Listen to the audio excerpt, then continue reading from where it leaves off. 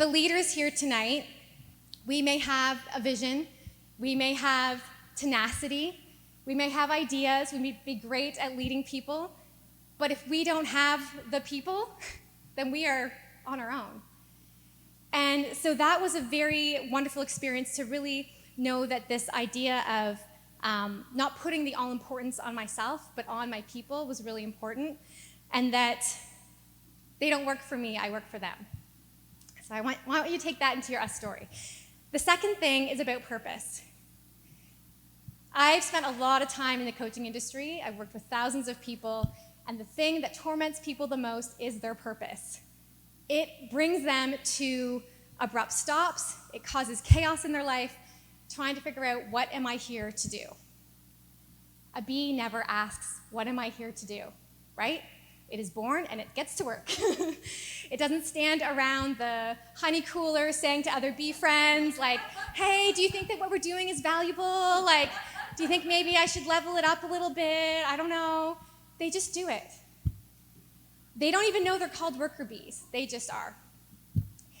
The other very cool thing about bees and their purpose is that when a bee goes out into the world, it goes out to collect pollen. And it collects that pollen to bring it back to take care of its hive. But the other thing that the bee is doing when it's doing this is pollinating 1/3 of our food system. Right? It has no idea it's doing this, but we are completely dependent on that bee and the good that it's doing. And so I started to think about, how does this show up in our human hive? There's so many beautiful people in this story. I'm really going to just keep it together. But when you do the good that you do, it goes so much further than the person that you are doing that good to. I'm going to say it again. When you do the good that you do, it goes so much further than the person that you are doing that good to. When you offer your service, your product, your time, your conversation, your care, and your love, it is carried with that person as they go out into the world, and it's pollinating. It is so important that we know that any little piece of good that we do makes a bigger impact.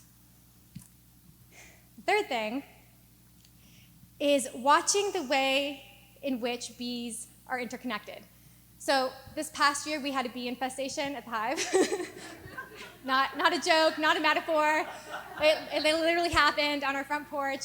And I didn't tell the property owners for a really long time, because I was like, the hive can't kill a hive. What are we going to do? It was horrible. It was so bad. It was so terrible. So, okay, just a side note. If you have a hive, deal with it quickly, because by the time I told them, there was like tens of thousands of bees. And I thought it was pretty cool. But what I saw was this beautiful dance in which they work together. And that dance is based off of a trust that they have for each other, that they are all going to work together. And with humans, we have a lot of trust issues. We may say we don't, and we may live our lives thinking, I don't need anybody. What do I need anybody else for? I'm so happy on my own. That was me for a very long time. And the value of interconnectedness was a really hard one. We have this illusion that we are separate from each other, but we are entirely dependent on each other.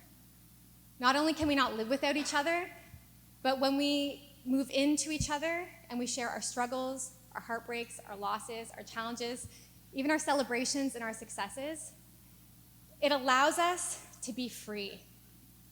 Free of the fear of judgment. It's a nice one, right? To not be worried that you're going to be judged. And know that someone has your back, that your swarm is there for you, right?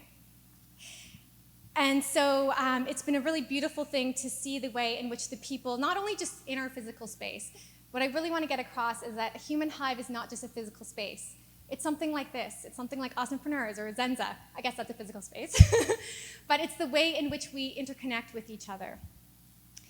The most beautiful thing about the bees to me is that when a pollinator goes out to get pollen, it's not getting that pollen for itself. It's getting the pollen for the survival of the hive. And the reason that we know this is because the average pollinator only lives 30 days, but it takes 2 months to make honey. And I want to live in a world like that, where the work that we do and the value that we share with each other is meant to go far beyond just ourselves, but to those that come behind us, just like all of the benefits that we experience today come from those who came before us. I want to do a little something. Thank you, Tash, for giving me the courage to ask for this. I typically don't like when I get asked to do something in an audience, but I think that went really well, so we're going to try it again. The idea of us is often superficial. We think about us here tonight, or us, the friends I hang out with, or us, the people at the club I go to, or us, the people that look like us, or talk like us.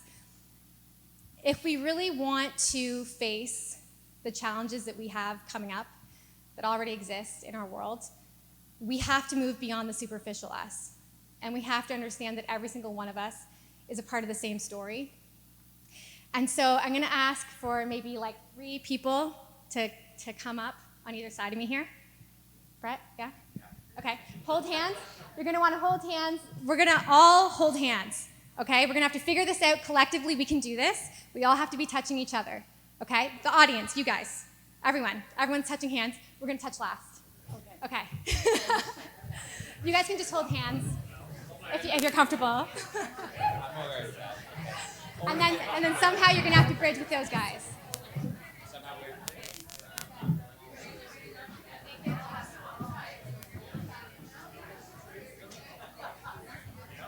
I know it's uncomfortable, but that's life. You have to also link there. Everyone has to be connected, yeah? So Wayne, yep, come on, scooch over. Okay. Yes, okay. In a moment, there's going to be a point of this. I know you're uncomfortable. Okay. Okay. I just got to say a bit. So, yeah, okay. When you're driving out in the world, when you're at the grocery store, when you're in your office and you think you're in your own world, remember that you're not. What we're about to do is to show the physical connection between us all, but this connection exists all of the time and everywhere we go. This is nothing on its own. And I am nothing on my own. And I'm okay saying that, because every single one of us, the only value that we bring is when we're with other people. But together, we can create light, we can create energy, we can create something pretty badass. So, I'm going to drop the mic, and we're going to light up this circuit. Somebody. It's got to be skin. Skin on skin, baby. Skin on skin. I've seen this.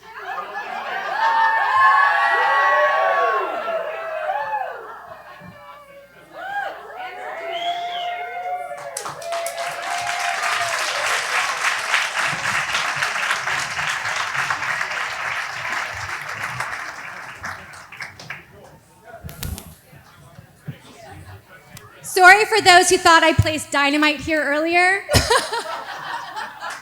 If you didn't know me, it wasn't dynamite.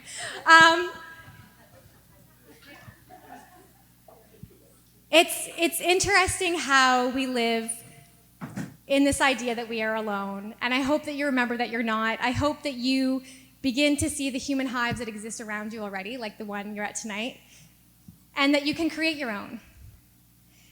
And that you can start to see the way in which your I story is embedded in an us story. Thank you for being a part of my us story.